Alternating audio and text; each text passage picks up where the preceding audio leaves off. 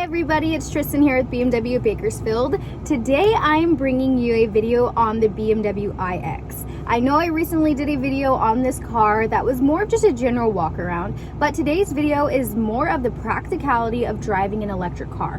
I, being someone who doesn't have an electric car as my daily driver, really wanted to get a better understanding of the practicality and the convenience of driving an electric car. And I didn't even know, is it convenient or not? I just didn't know. So I was fortunate enough to have taken the iX for 3 days and do a long distance drive and see how much does charging cost. Is it easy? Is it difficult? Where can I charge? How does this car work? What is range really like? I wanted to make sure that before committing to an electric car or talking about an electric car to my family and friends, that I really understood what it all entailed. So that is what this video is about today. So first and foremost, whenever you're looking at an electric car, everybody's first curiosity and the priority of understanding is charging. So that was also my biggest thing and what I wanted to take away from my experience and time with the iX. For me, I used Electrify America because I was looking for DC fast charging. But other brands that you can go to is like ChargePoint or EVgo. I'm sure there's tons other, but for the market that I live in, those were the three that I was choosing from. So Electrify America offers DC fast charging, and DC fast charging is going to get you from 0 to 80% in a way less amount of time than it would if you were to use just like a level 2 charger. We're talking about minutes versus hours. So I took the iX to the charging at about 17% battery life left, and I got it to 80% in about 37 minutes. It also only cost me $29. That equates to about 270 miles of range. Full range on this car is around 320. It's going to learn based off of the way that you drive. But for me, I was getting about 270 miles of range at 80%. DC fast charging can't do the last 20% because you need to maintain the integrity of the battery for the long term of this car. So if you want the last 20% to get you the full 320 range, you can plug it into a level 2 charger or you can plug it in at home, just a regular wall socket. For me, $29 to get 3/4 of a tank or 80% of my battery filled is huge, because when you take this size vehicle being electric versus this size of a vehicle gas powered, something like a BMW X5, a Mazda CX-5, a Ford Explorer, a Tahoe, not as big as like a Cadillac Escalade, but a full-size SUV, when you take getting up to 270 miles of range, it is going to cost you way less in electric than it is going to cost you in gas, even if it's not the current times of how expensive gas is right now.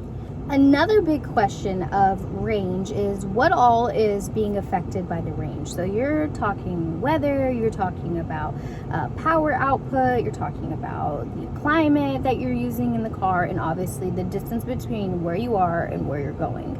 So for me, Bakersfield to San Luis Obispo is around 138 miles. You have some straightaway, you have a lot of uphill climbing, mountain range, and a lot of downhill.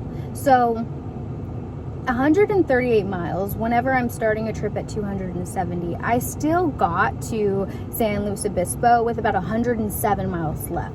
So it's not an exact mile per mile, but as I said, weather is playing into it, driving uphill is playing into it, and the air conditioning being on, the music being on, all of these different opponents affecting it. So by the time I got there with the mileage I had left, I still was able to drive from where I was going to lunch, to run errands, and back to a place to charge. Now, aside from all of the nitty-gritty of actual range and charging, all of that stuff, the convenience of charging at the charging stations. So I used to have a hybrid car, so I only had the ChargePoint app on my phone. So before I went to charge the iX, I downloaded the Electrify America app on my smartphone and added my debit card so I could just have funds on the card and tap to pay. But once I got there, I actually saw you don't even need to do that. You can either use tap to pay on your smartphone, you can use tap to pay with your debit card, or you can just swipe it. So even if you don't want to have all of these applications and finding these places to charge, you can simply use the BMW app on your smartphone to find charging. You can do look for charging on your navigation screen, and you can just take your debit card. And that made it really easy for me because I didn't always want to have to go onto my smartphone and add more funds. So once I got there and saw that I didn't need to do that, I was like, they have really thought this all the way through. It's super easy to do. Okay, so now that we have the charging and range and all that stuff taken care of, if you have more questions about it, comment them below. I'm sure there's things I missed, but I would love to keep talking about it. Two things that I absolutely love about this car, specifically because it's electric. Like, BMW really thinks these things through when it comes to the convenience of driving this car. When you open the driver door, the air conditioning turns itself on. You don't have to get in and turn the car on for the air conditioning to turn on. It turns itself on. That is beautiful. Think about it. Hot summer day, 105 outside. That is my reality. It's 105 here.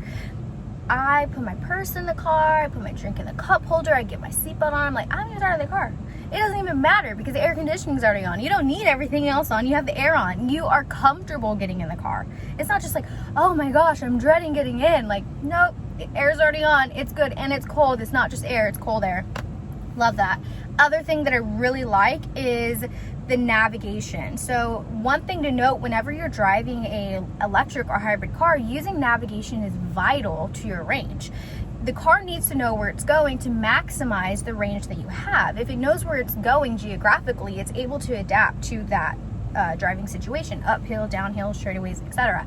But this car will literally show you on your power output, if you stay within this range, this is how you're going to maximize what you have. If you go out of those range, or you're consistently using the sport mode, you're going to drain through it faster. So, you know, you have your efficient mode, which is like your My Drive, you have your eco mode, and then you have your sport mode. There's still a sport mode on this electric car. It's so fun. But if you're trying to get the most out of your range, take advantage of what BMW offers you. I really like that because, as I was saying, I don't have an electric car, so I was intimidated by the charging alone. And two, am I going to get to my destination and have somewhere to charge? A, and B, am I going to make it there? I did. I was fine. BMW made it easy. You can find places to charge along the way if you're not going to make it with the range that you have. And if you stay within your parameters, you're going to maximize what you have. It is just super simple.